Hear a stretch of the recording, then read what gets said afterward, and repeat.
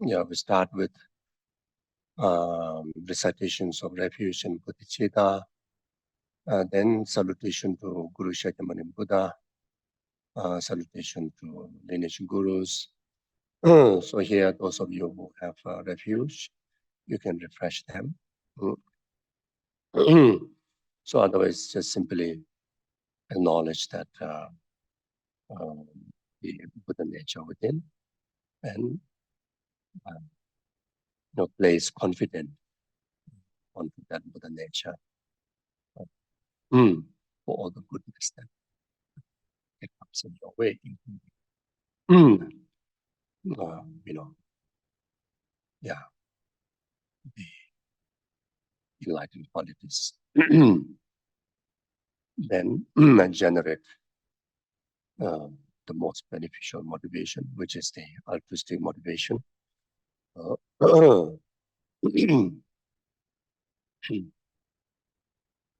Or dedicating rest of one's own existing all the future times and past and present, and especially this very life, this very year, this very month, this very moment, this very session to be most beneficial.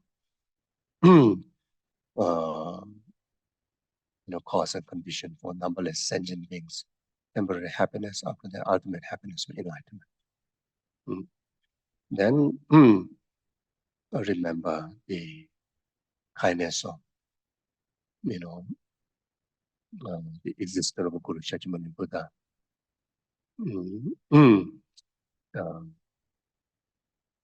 And his teaching in this fortunate era in our time. The Dharma that which is very much only the path that we can purify the samsara, the contaminated existence, and able to travel to the absolute lasting state of happiness, which is liberation, enlightenment.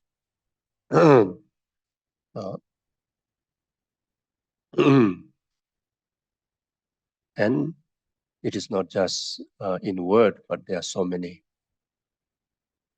evidence that by following the path, the Dharma path, that so many have achieved the state of Sangha. There's so many Arya beings, from a Sangha practitioner, from a lay practitioner. So many have achieved the state of Sangha, state of Arya being. And there are many living examples, living proofs, in our time, the people of our time.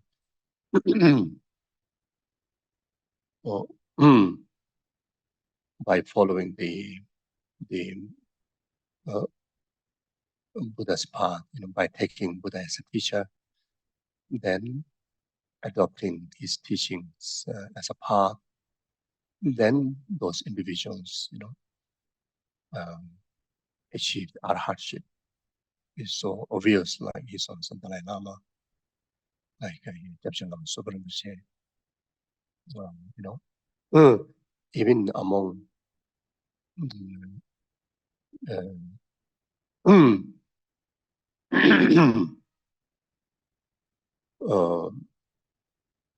ordinary people, who outwardly live ordinary, but they really show the sign of, achieving, high degree of realization on the path, like such as Mummy Max. I've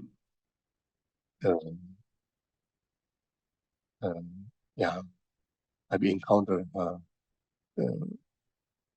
yeah, quite a number of times in the past, and especially last year when I came here in Santa Fe. So I saw her a few times. And then before she passed away, when she's nearing to, the death, um, few times witness um, the mm, confident, confident in the path. Very, very obvious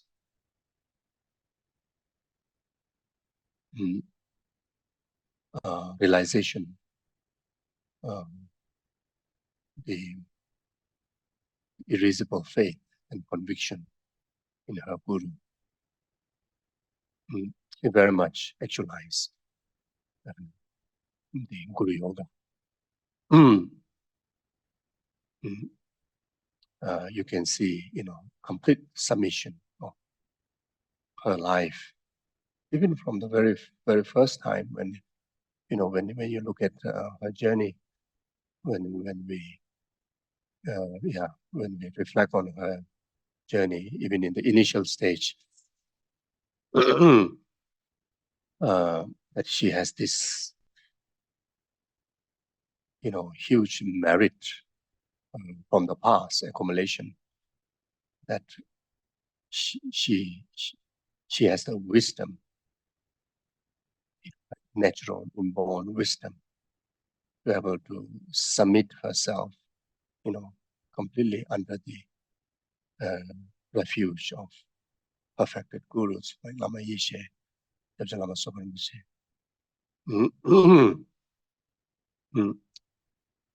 Then throughout, 50 over years, or even more than that,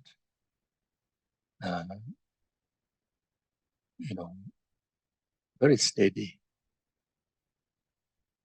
in her practice, especially the Guru Yoga.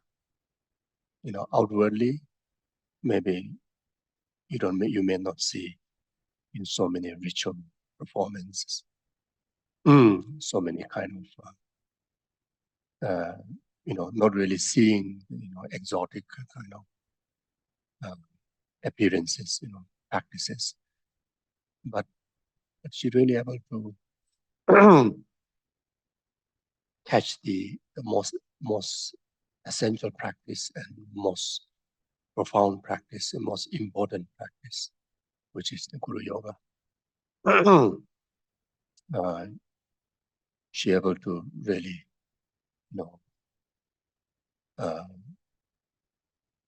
establish oneness of, her ultimate being and Guru's ultimate being and deity's ultimate being, Buddha's ultimate being, Dharma ultimate being, Sangha ultimate being, an ultimate being of all existence. She able to make it in one taste. and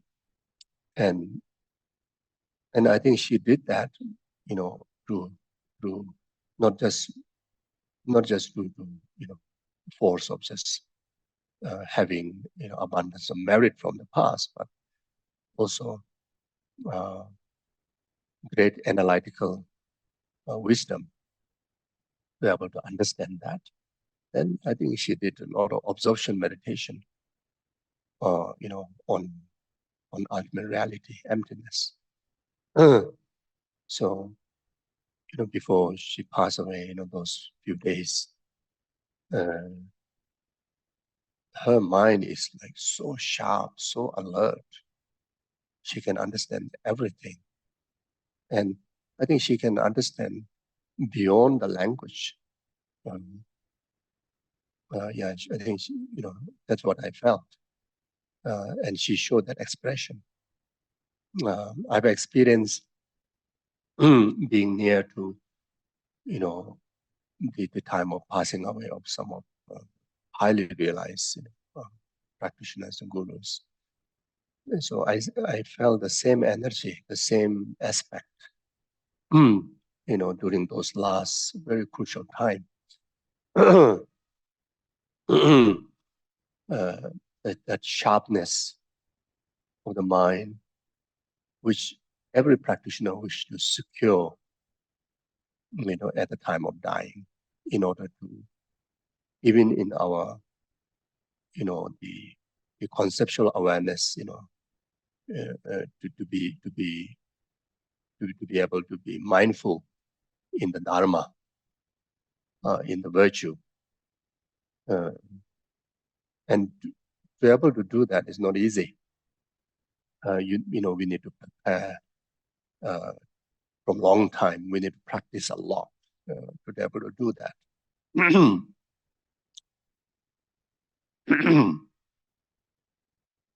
We have to train a lot.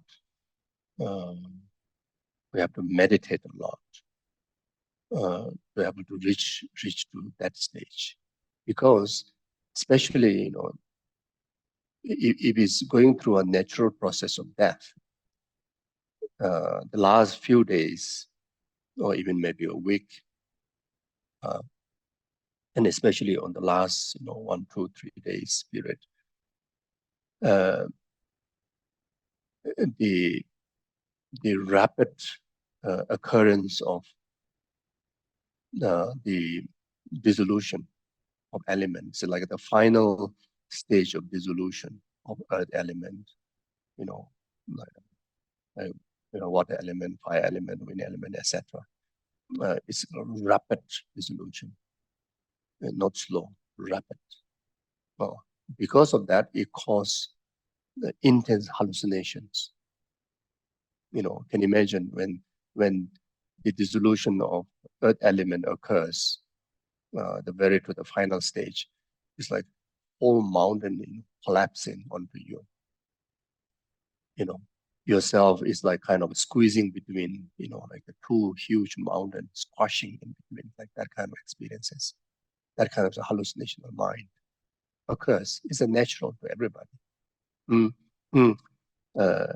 But this hallucination can stop through the mindfulness in Dharma, through mindfulness in virtue, especially in the Guru Yoga practice or the practice on emptiness, or very intense, Tonglen practices, bodhicitta practices, or or any virtuous practices.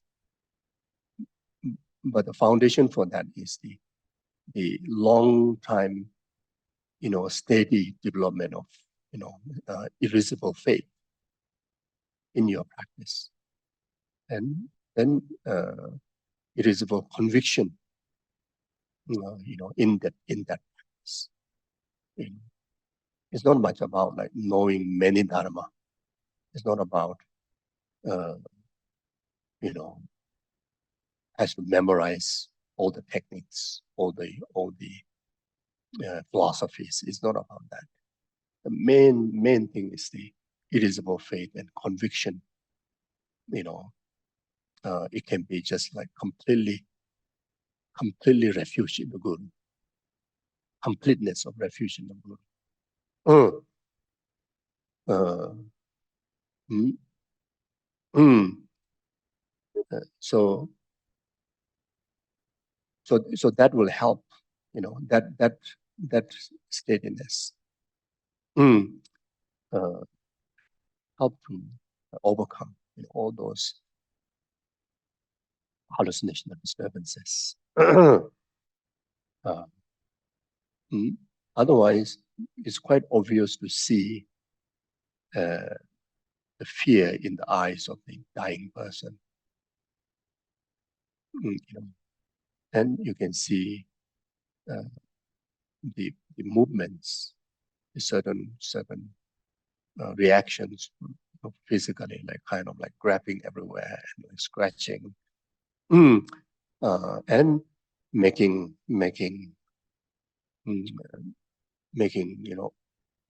all sorts of unpleasant sounds.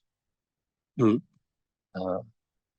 the energy can be so intense that the people around, the dying person can be also triggered into fear, very negative energy. Like I think here community members are so wonderful that you all are, very busy in your own life responsibilities, but take turn to be around our Dharma, our Sangha member, Dharma brother, Dharma sister, like Mami Max, for so long, take turn to be there. And some of you, I heard that spend so much time with her. And also after she passed away, some of you people are taking like she is surrounded by absolutely, complete Dharma environment, complete Dharma environment. And this is her realization. This is the blessing that she achieved practicing the Dharma. It's a great example. And this is also is a sign of the community here. People, really practicing well.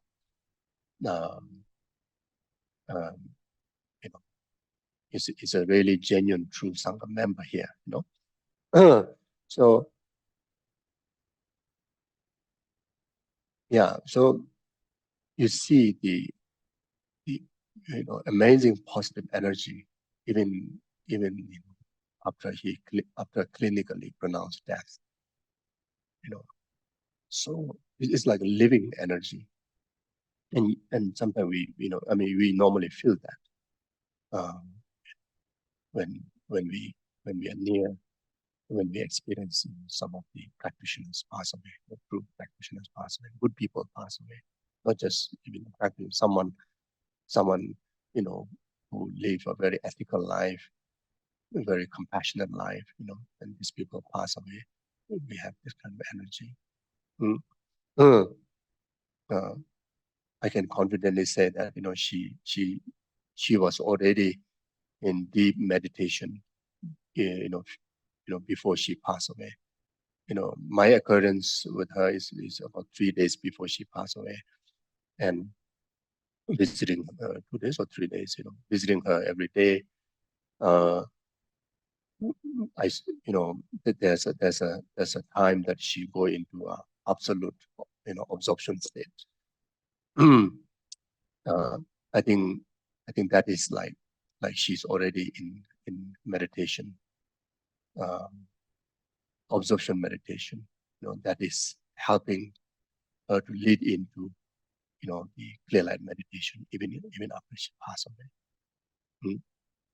Even yesterday when I saw her, uh, there's a spontaneous feeling, the calculation of the whole experiences. She's not just experiencing the ordinary death. I think she's experiencing clear light, clear light meditation. You see, so yeah, so it's really inspiring and rejoicing. It is great encouragement to all of us. If you really dedicate wholeheartedly your life in the Dharma, it won't disappoint you. And it will be greatest help in the most critical time. Able to enjoy, you can say, the best death. We can confidently say, Mami Max is experiencing the best death. We can all actually, instead of feel sad, we can actually rejoice and really, rejoice, celebrate her life. Yeah. So, and all of us has, everybody, as long as we are born, the death is certain, and the time of death is uncertain. And not only all the past and present Buddhas and Bodhisattvas and gurus made a statement at the time of death, only Dharma will ever be help, nothing else. But the reality is that reality is only Dharma. Only Dharma imprint, only virtuous imprint able to help us. Uh, uh, can help until so great extent that the natural occurrence of clear light, with the help of the Dharma imprint, the natural occurrence of clear light able to take on the path, and right there can achieve Dharmakaya state, resultant Dharmakaya state. Can you imagine? It makes sense? You understand? You see, the amazing quality of the mind is that all the negative imprints, even how intense the negative imprint they may be,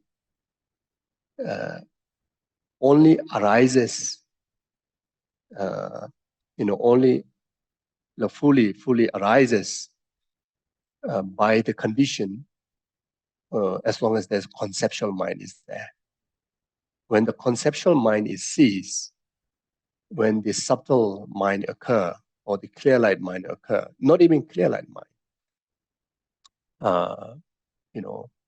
after the 80 conceptual stages of the mind is ceased, the moment the gross stage of mind comparing to the most subtle state of mind of clear light, like white appearance, onward, there's no room. The mind has no space to arise negative imprints by any conditions. But any positive imprint, like Dharma imprints, when we reach to this, the most subtle state of mind, by condition, it arises lively.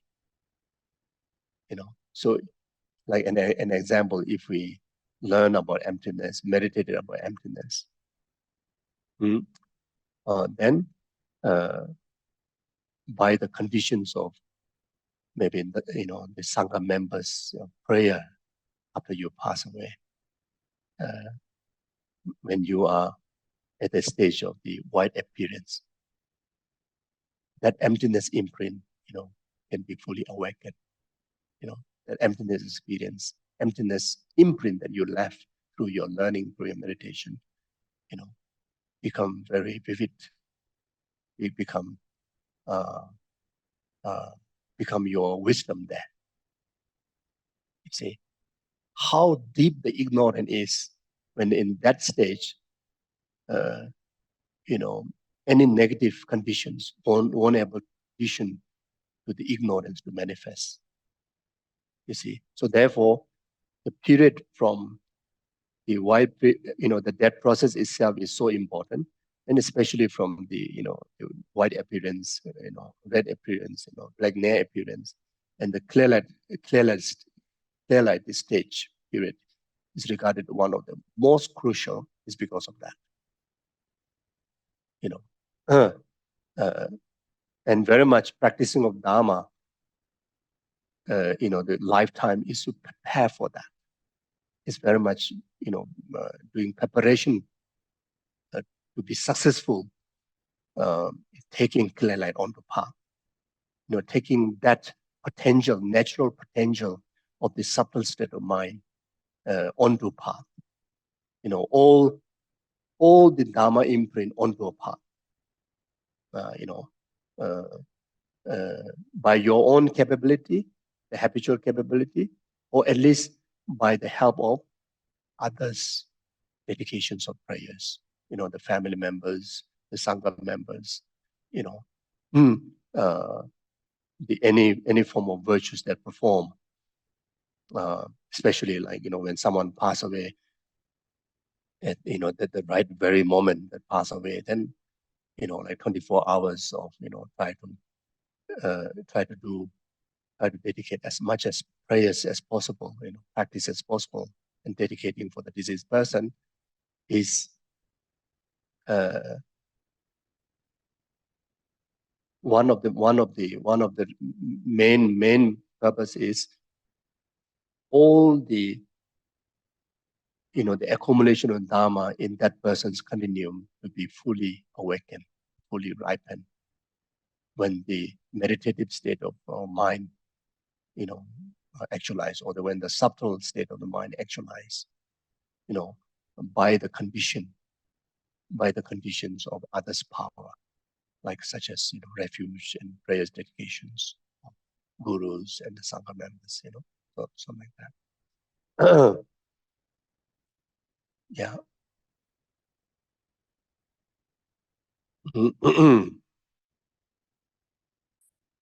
Sangye Jodang Zoye Jona La Janju Bado Nani Jazoje Daji Jeje Jeme Sonam Dola Benje Zanje Rubara Yo Sangye Jodang Zoye Jona La Janju Bado Nani Jazoje Daji Jeje Jeme Sonam Dola Benje Zanje Rubara Yo Sangye Jodang Zoye Jona Janju Badu Nani Jazun Che Daji Jinzo Jebe Zonamaji Dola Benje Zanje Rubara Tangi Duzene Zone Dawadam Jeba Mejre Dambe June Tenze Bakodam Dela Chanse Lo Doni Niji Zundu Jubelam Seje Seju Kanji Tente Chana Bemo Tenzin Jazo Sowa Devzo Da Yun Jinje.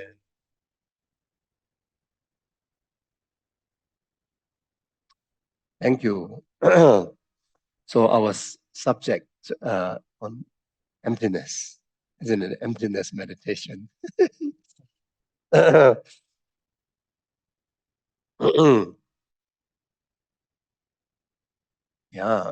So,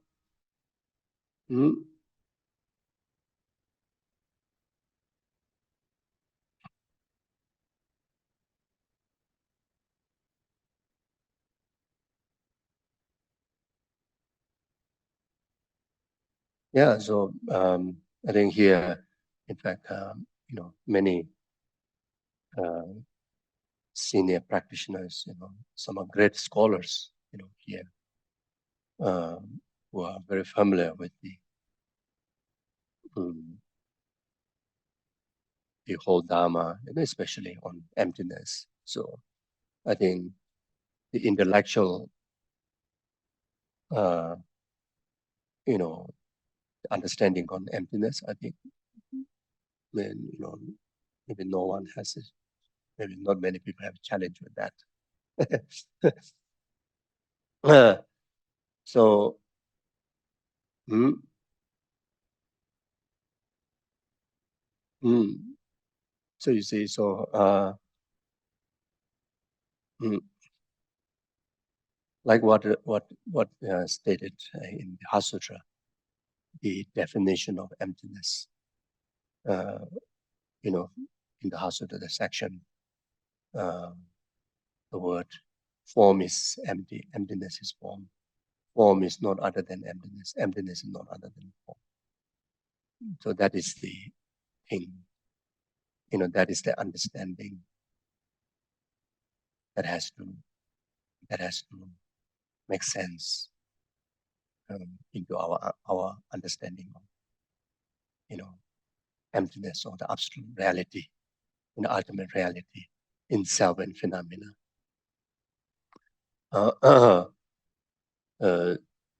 So you see here, like form is emptiness.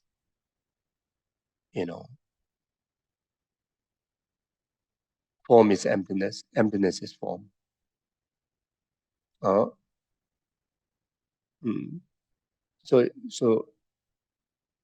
similar way, self is emptiness. Emptiness is not other than self. Rest of the aggregates physical aggregates, mental aggregates, the environmental phenomena, is emptiness. And emptiness is not other than that. Then samsara and the nirvana,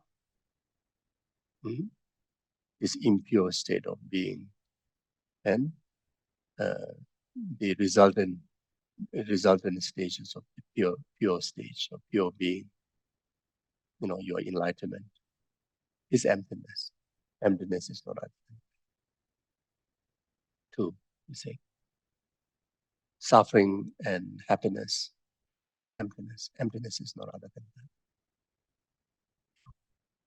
that. So self and all phenomena, all experiences is emptiness. And emptiness is not other than that. So in fact, the exact reality of existence is emptiness. Exact, the exact reality of existence, of any existence, is emptiness. There's nothing other than that is emptiness. Nothing separated from that is emptiness. Or you can find emptiness other than that. So in another word, whatever interdependent arising is the emptiness. You can't find emptiness other than the nature of interdependent arising, isn't it? So interdependent arising, the nature of interdependent arising is the value of reality existent. It is the reality of the world, is the reality of existence. That reality is not different than emptiness. So in fact, our life is, not different than emptiness.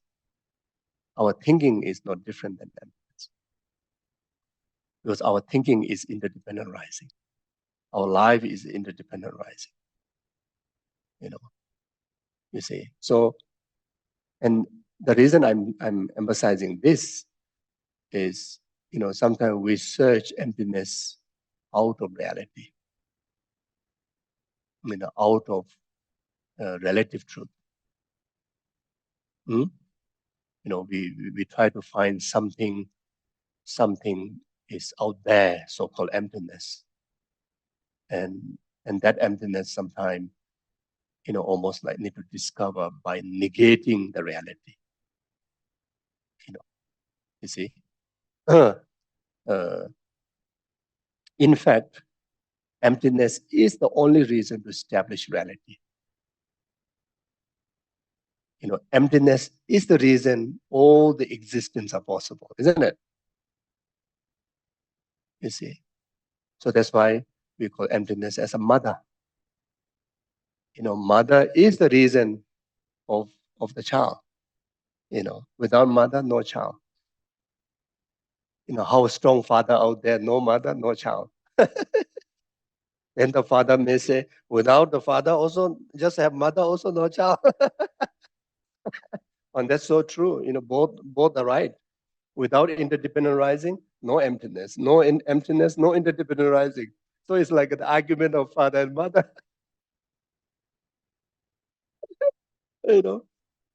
But if we don't get the real point, when we talk about emptiness, it's like whenever we talk about importance of mother, it's like father is like has to eliminate. Father is discarded like that. Whenever we talk about importance of father, it's like you don't need mother. Mother is irrelevant. So it's very much.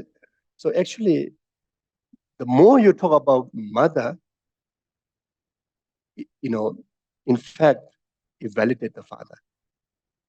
In fact, the more you honor the mother, it's like you're honoring the father more. The more you honor the father, actually you are, actually indirectly you're honoring the mother. This, is so the more you understand interdependent rising, the more makes sense to interdependent rising, it makes more sense to emptiness. The more it makes sense to emptiness, it makes more sense to interdependent rising. You see. So therefore, like Lama Tsongkhapa said, until you arrive to an understanding, the interdependent as a meaning of emptiness, or emptiness as the meaning of interdependent rising, you have not complete the final view.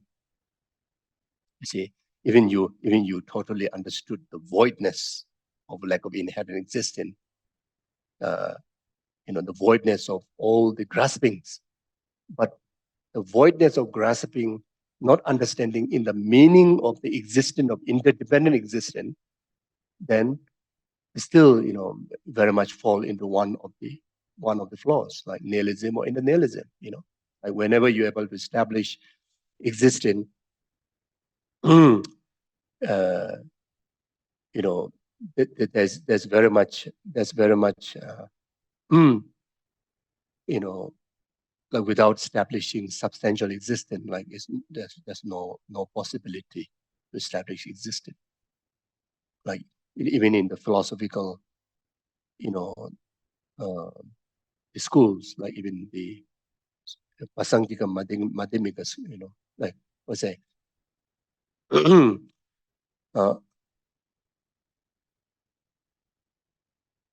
yeah, the southern, yeah, even the earlier the Southern Diga Madhyamaka school, uh, it is very much the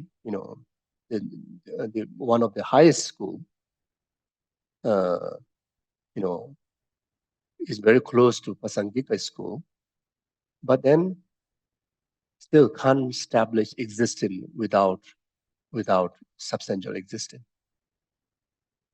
You see, uh, unable to what's it unable to establish without the true existence. Yeah, I may have missed it before. You see, you know, you need to have an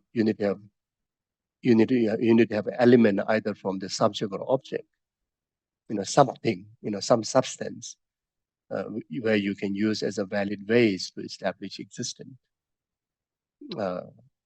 You see, otherwise, you cannot establish the completeness of the emptiness. You see, and otherwise, like whenever you present or whenever you understand the voidness of, for them and earlier school, like such as even the Chittamatra, Southern Dika, Vaibhasika,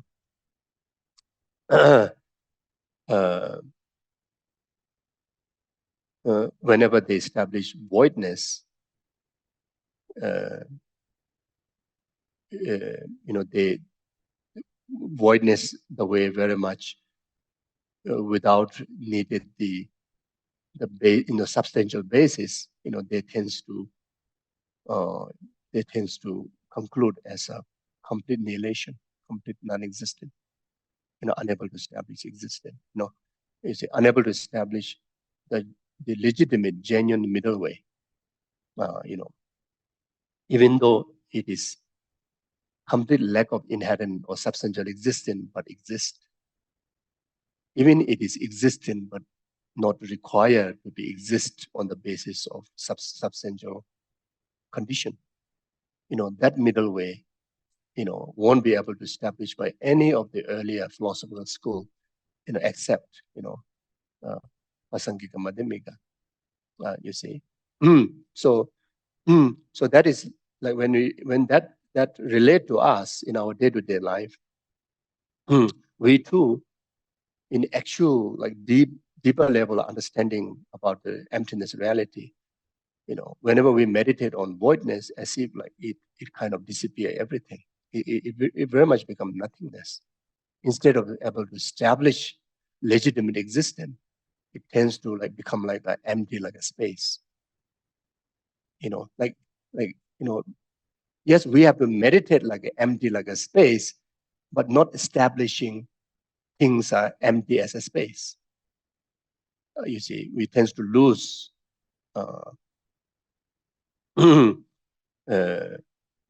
you know, it's very much like we tend to negate the relative truth. You know, like to establish ultimate truth, as if like we need to negate, we are able to establish ultimate truth only by negating the relative truth, negating the reality, and arrive to the zone that, you know, nothingness, and that's fall into a nihilism, nothingness.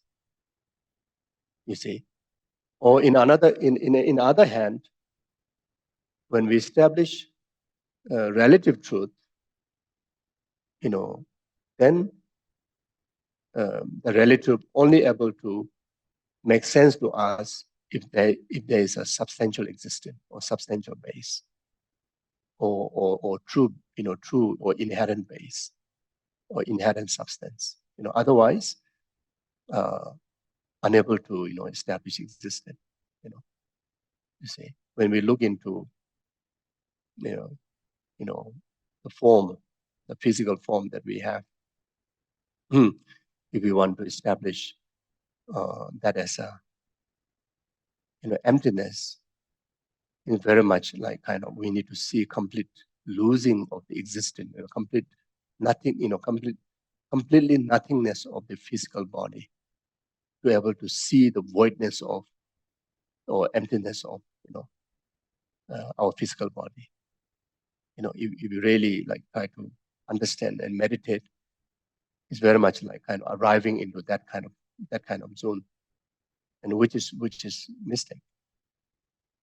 See, so the more you see the voidness of or the emptiness of the form, the more clarity that you need to see the existence of the form. You know, and when we establish the existence of the form, the relative truth, you know, try to establish legitimately, but this ordinary wisdom are still, you know, caught up with the influence of the, you know, hallucination, like such as the inherent existence, true existence. You know, you see, you know, unable to establish the existence of the form without the support of inherent existence, without the basis of true existence. Isn't it? It's difficult, isn't it? You know, we may even argue, if there's no cell, physical cell as a substance, how to establish physical form. You see, and that physical cell is very much is like a establishment of like inherent hallucination.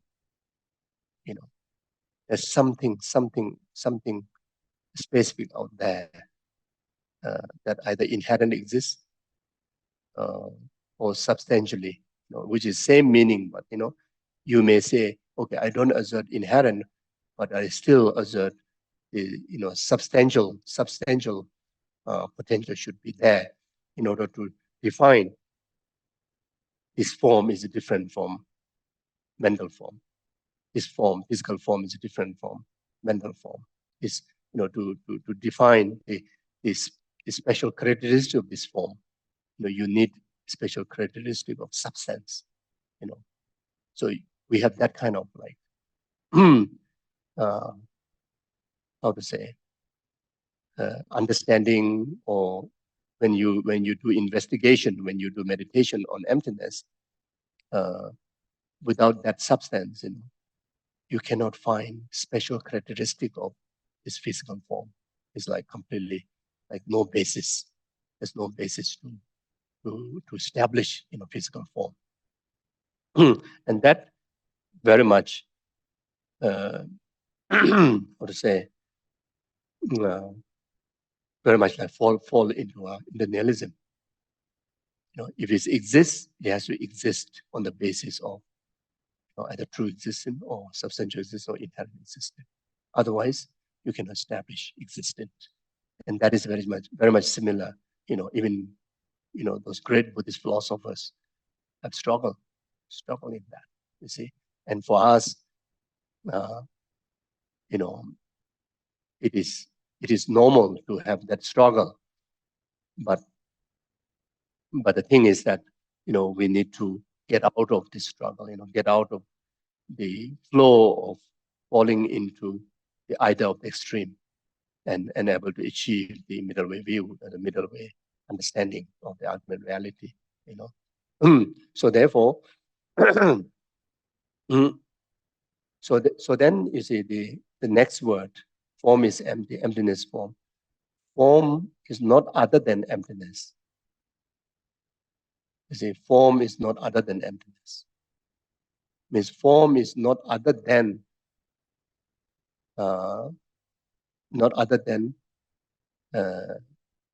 simply the nature of lack of inherent existence, or simply the nature of simply nature of lack of inherent existence. So form is not other than emptiness. So emptiness is not other than the form. That lack of inherent existence is nothing more or nothing less or nothing different than the interdependently existent, or the way how the relative truth is established. Nothing different than that. So emptiness is not other than form. Form is not other than emptiness. You see.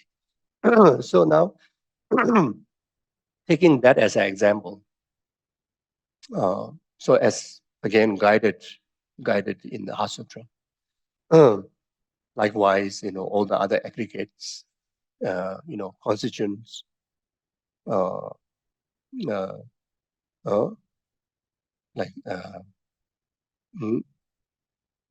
the discursive phenomena.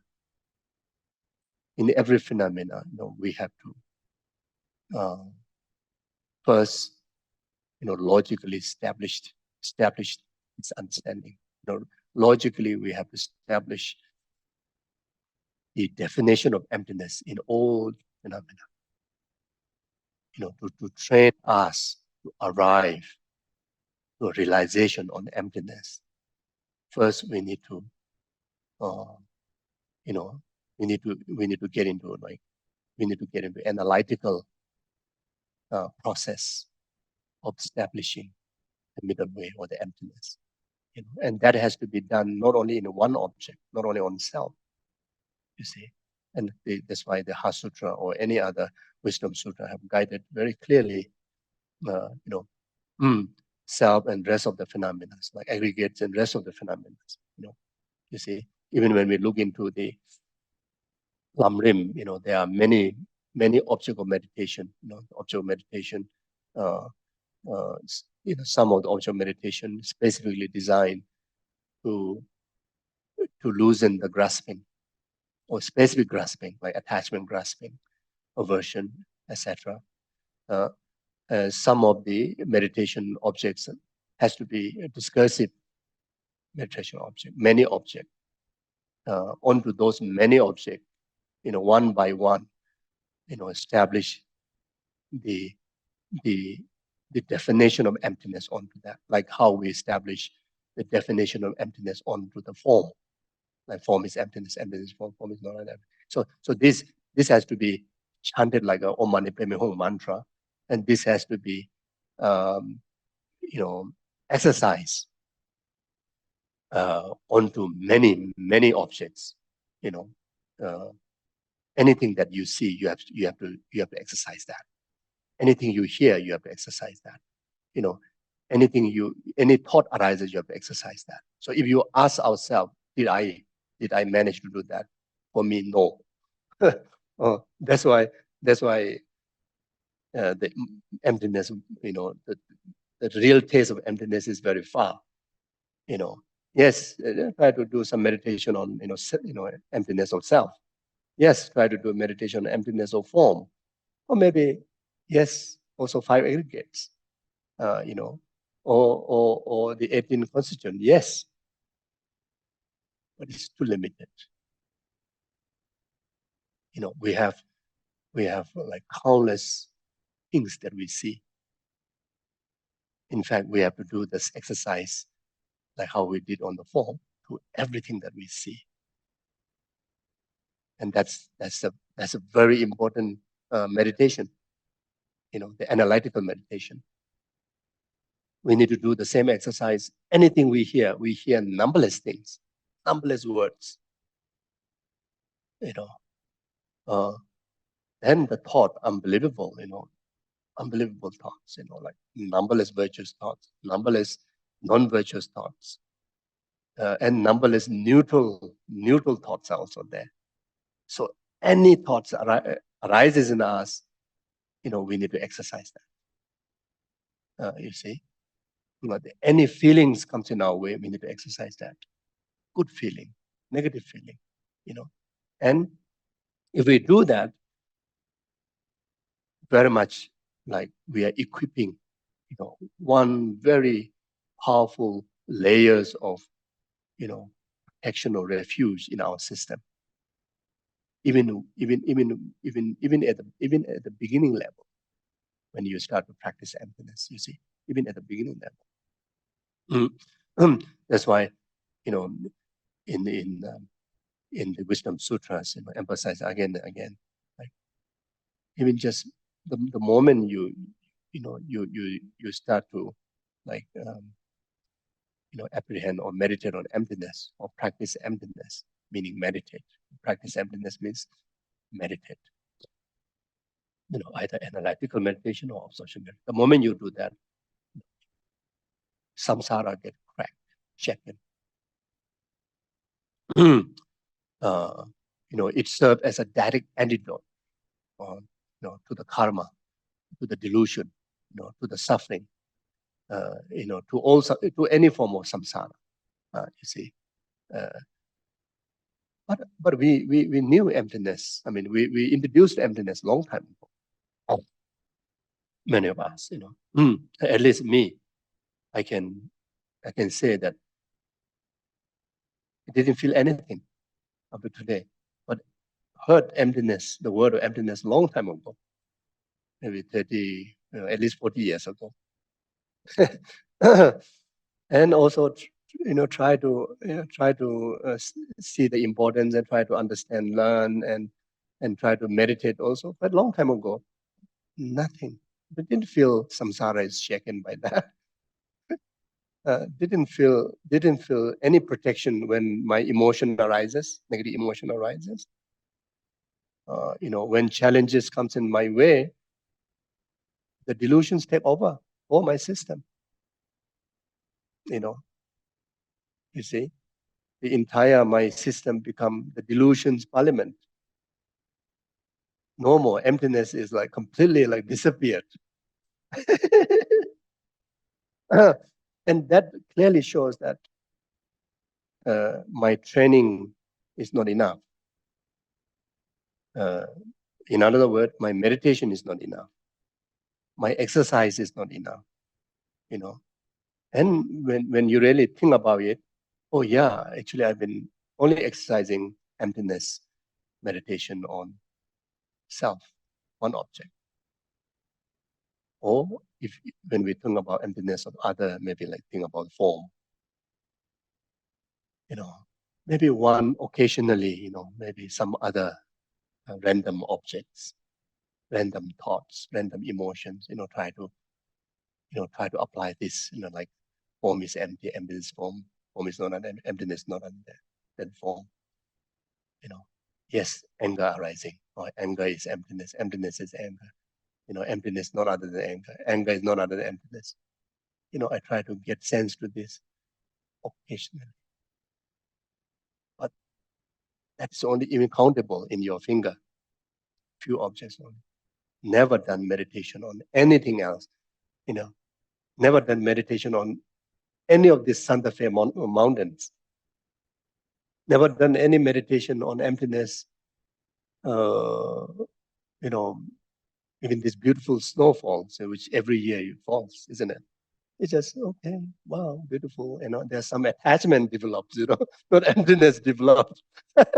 uh, you see, I mean, we travel. Many of you travel to Nepal, India, around the world. I mean, nothing to do with emptiness, isn't it?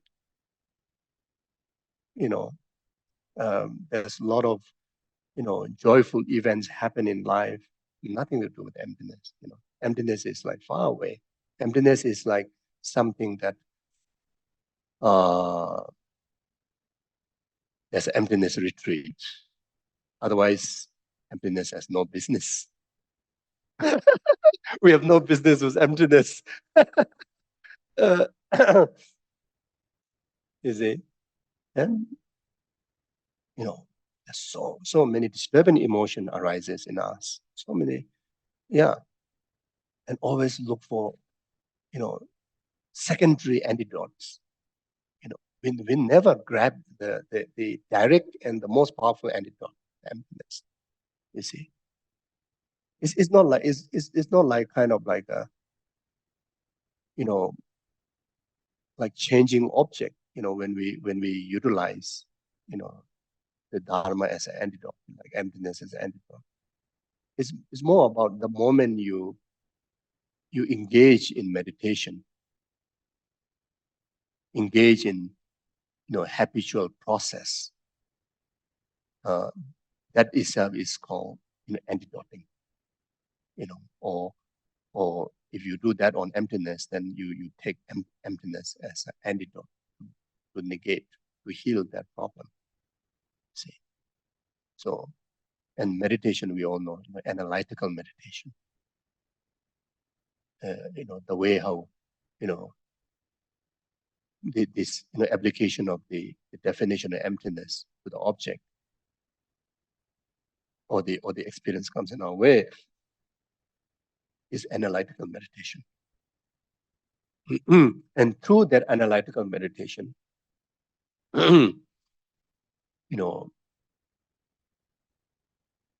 yeah, the impact, the benefit, or the liberation, or the cure that we experience is illusion-like, illusion-like, dream-like, mirage-like, star-like, like in the Diamond-Cutter Sutra. At the very last chapter or the last ending part, these 4 lines of the example of emptiness, like stars, mirage, dream-like. We experience that.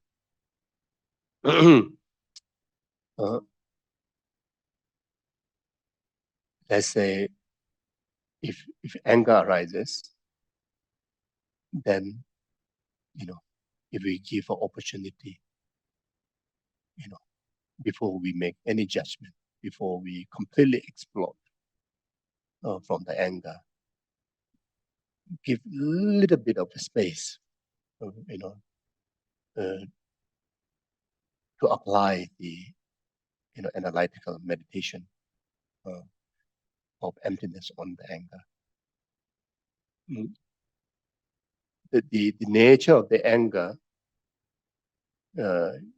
is very much is absolutely mistaken view, hallucinational, exaggerated, false exaggerated, false accused manner of mind. Whatever make you angry, either situation or person, you see this completeness of the false mistaken comes from there to intrude into your peace. That's why you get upset, you get impatient. That's a mistaken view, isn't it?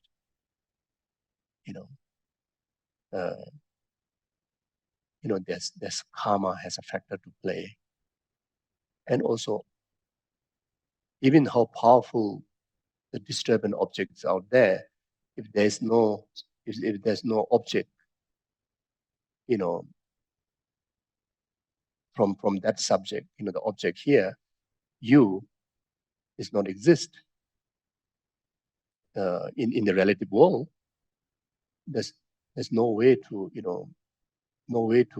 bring that harm, bring that inconvenience. So you definitely there's a yourself play a part. But the understanding of anger, is the completeness of the false on the other. And some more, there's hallucinational exaggeration, which is all delusions quality. Any delusion, they carry the quality of exaggerating, magnifying, the negativeness. You see. But now, the moment you apply the wisdom of emptiness,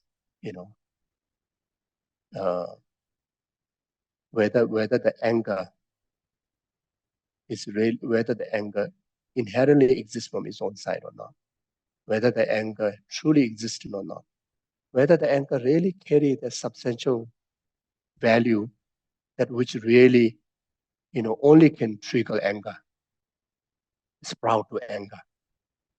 Is there inherent substance out there or not? You see. So, and there's a substantial object to be harmed, like substantial existing me is right there to receive the harm or not. You see.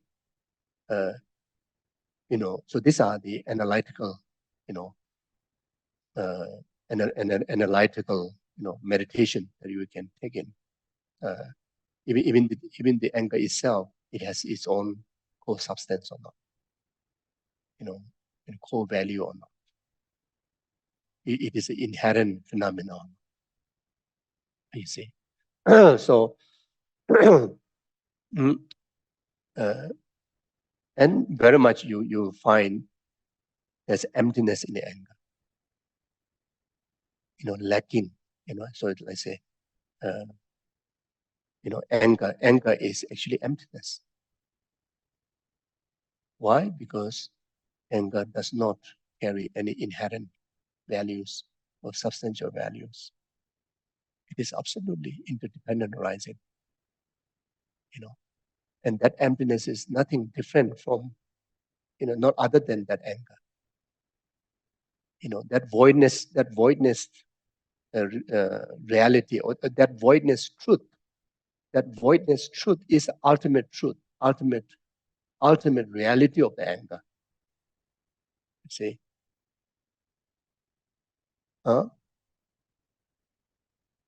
So you come to just through this process, you come to a point that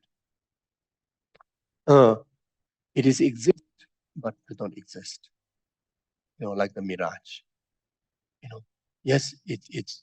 I did see in the first glance, it is a massive like typhoon. It's a massive disturbance. Yes, but amazingly, it does not exist the way how I had perceived just before.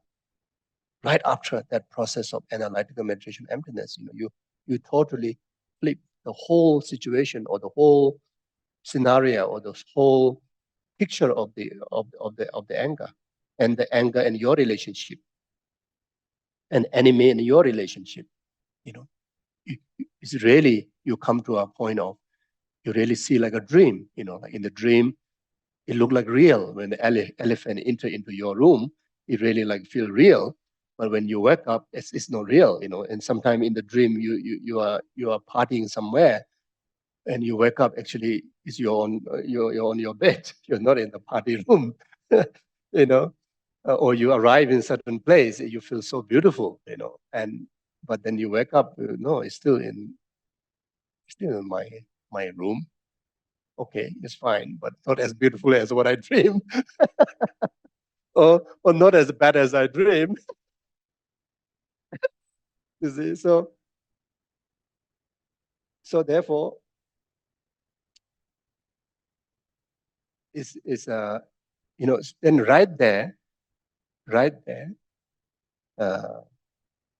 you purify the grasping, the aversion grasping, and that aversion grasping has an element of inherent confusion, inherent, the ignorant of the inherent existence, ignorant of substantial existence, ignorant of permanent existence, ignorant of receiving complete badness, complete disturbance.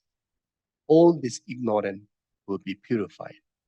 And the experience of overcoming this ignorance is like feel of liberation, experience of liberation, experience of cure. You get cure now, you see. Mm-hmm.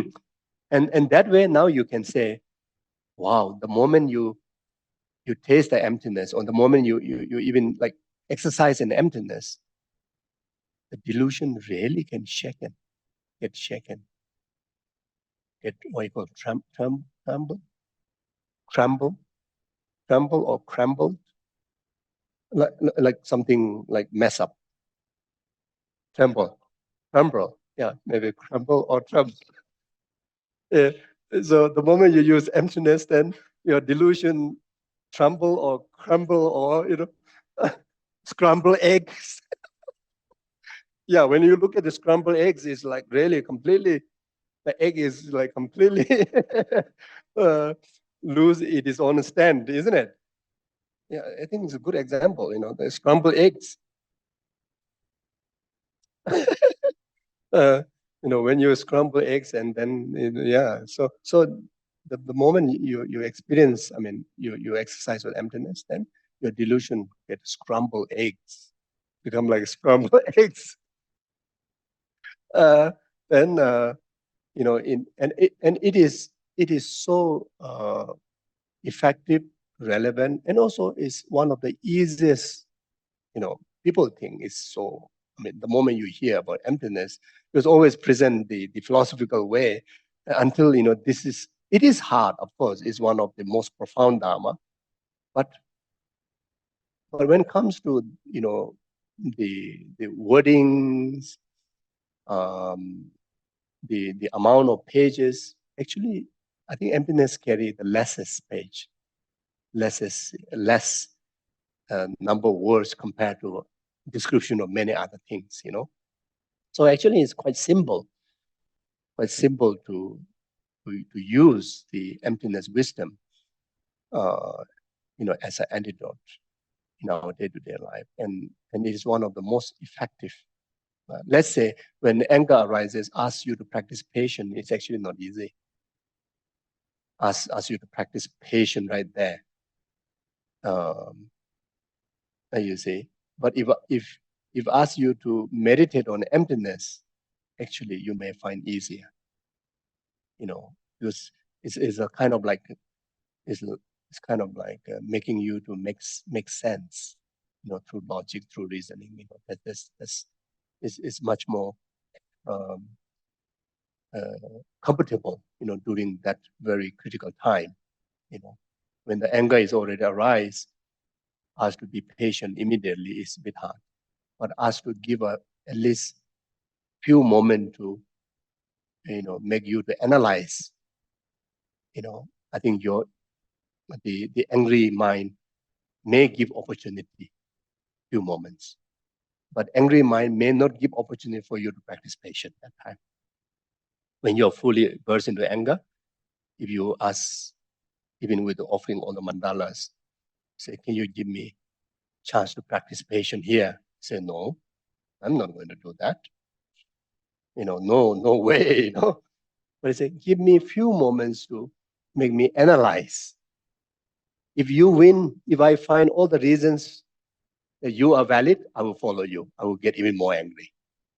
He said, okay, then maybe the anger mind say, okay, I give you a few moments. So now today's point is, we need to use, this emptiness definition to make sense, make sense to many phenomena. So that's the exercise. That's you call analytical meditation. Oh, yeah. So anyway, today the time is finishing. Maybe we can do a few round of question answer. So I'm thinking for coming 2 sessions, I'm thinking to use based on the Lama Atisha's Lamb on the Path at the Wisdom chapter, because Lama Atisha composed the whole the teaching, the Lamb on the Path, but specifically the Wisdom chapter for meditation purpose. For meditation purpose. Of course, all dharmas are for meditation purpose, but then the way how Atisha composed, specifically designed for, the analytical and absorption meditation purpose, and not much about intellectual learning. Yes, it gives you very clear, picture of the the correctness understanding from the intellectual point of view, but mainly it's like a guideline for you to directly take on the practice rather than spend a lot of time, philosophically try to, make sense to, different presentations, you see. So again, in that text, give very clear picture of, more elaborated version of like what is the definition of emptiness, and also give an element of, the 2 major negations. When we talk about the emptiness, one of the important point is for us to realize the negation. What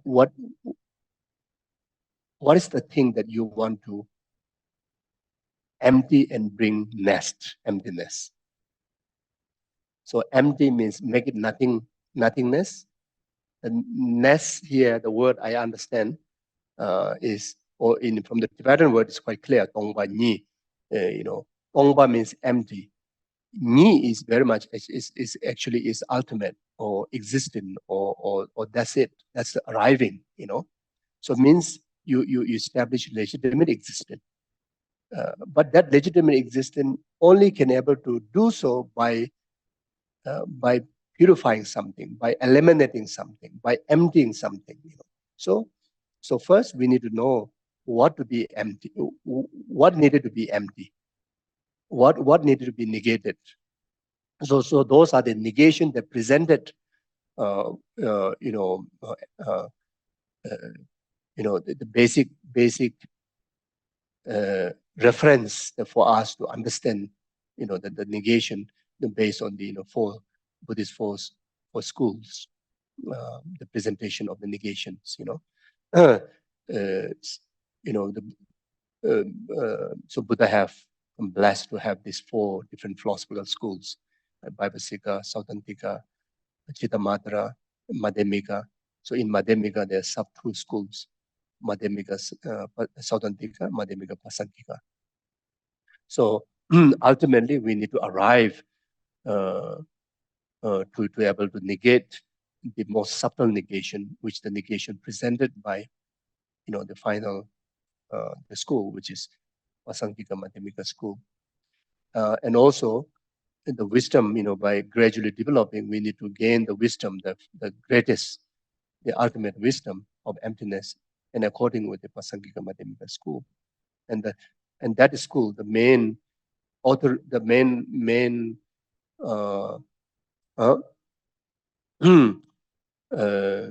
the authority, or the main, how to say, maybe not authority,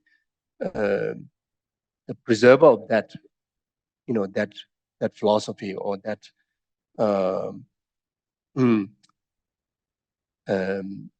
presenter or the asserter of that philosophy is like Nagarjuna, like Chandrakirti, Buddha Palita, Shantideva, like Lama Tsongkhapa, Yeah, so they even in our today's time, like in Living Master, like His Honor Dalai Lama, Lama Zopa Rinpoche, and also from many other traditions. There are many lamas.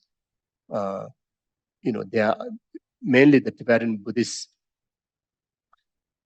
The ultimate view on emptiness is based on the Prasangika. But then again, some school, they have a different way of what do you call um, let's say, yeah, there are some schools have like slight, you know, with a slight, different assertion, even though assert final view of emptiness in according with Prasangika, like Nagarjuna's philosophy, but then the conclusion that some of the Tibetan masters, the tradition from Nyingma Kagyu Sakya Gelug made is that there's some little differences, Uh, the Gelug tradition from the Lama Tsongkhapa,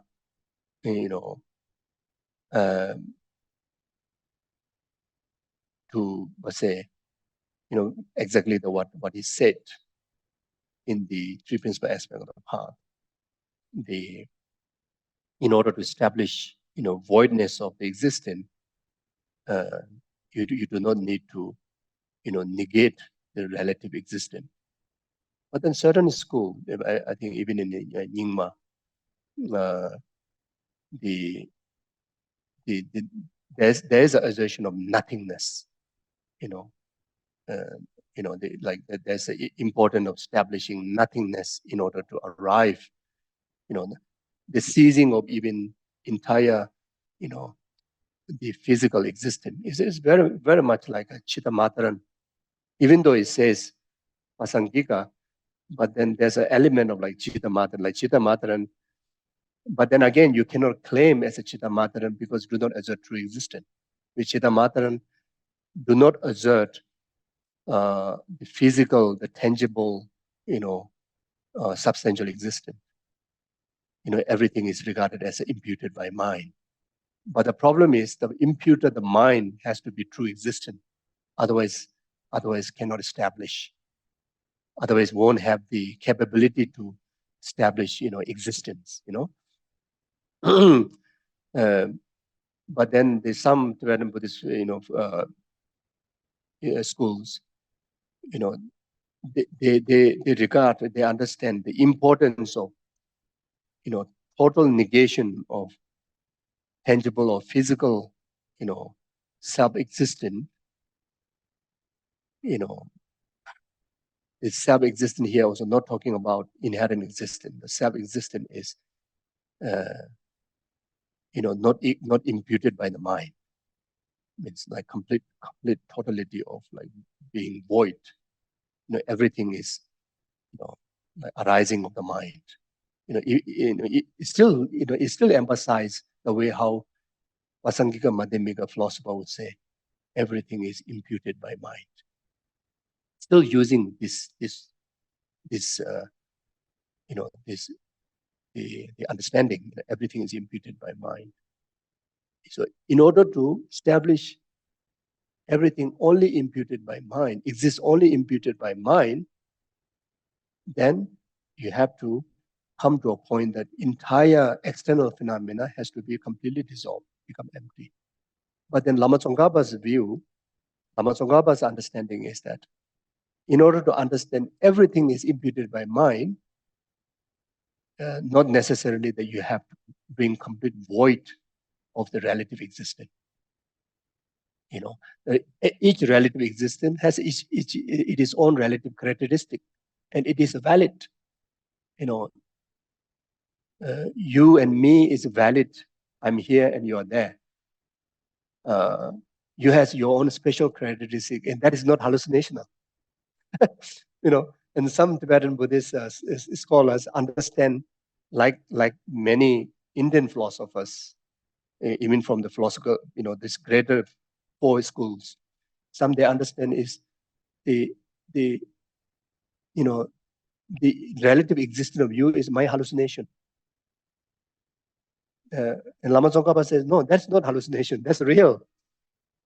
The karma is real. Samsara is real. Nirvana is real. You is real. I'm is real. Your body is a real body. Your body is not a hallucinational body. It's a real body. It makes sense. You see. So if you think, again and again, try to understand why these two type of philosophers or masters, establishing this statement, this, then actually it helped us to, dive deeper to understand the legitimate relative truth and the legitimate ultimate truth. Actually, it helps to dive deeper. So ultimately, they carry the same philosophy.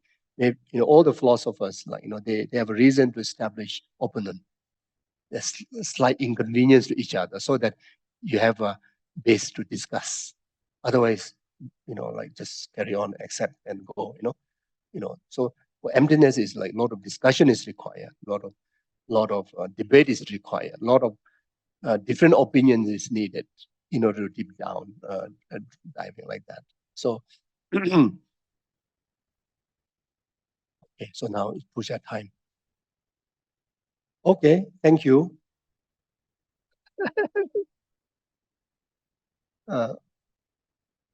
Yes, so I think stop here. Yeah.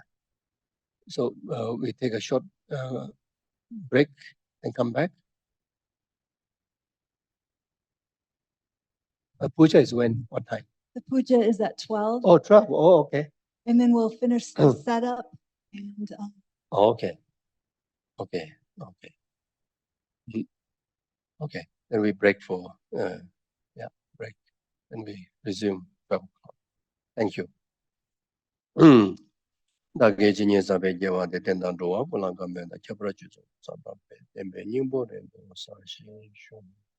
단주 sem조는 뭐지 맞게 빠는 기주시 개와님 막 고네곤도 배바죠 돈이 다와를 뭐지 맞게 빠는 기주 개와님 고네곤도 저렴이 다와를 뭐지 맞게 빠는 기주 개와님 막 고네곤도 배바죠 가래라면 고베 신검도 펜단데 와만 주변에 제레서 이제 자베 세대바도 된주지 잠배 보고지다 좀 무슨 뭐대 근데 다 권지 주소 달로제 자와데 다담제라 동원도 좀 매자와 뭐 걸어줘 동거 다제 제외 자와데 선보주제라 동원.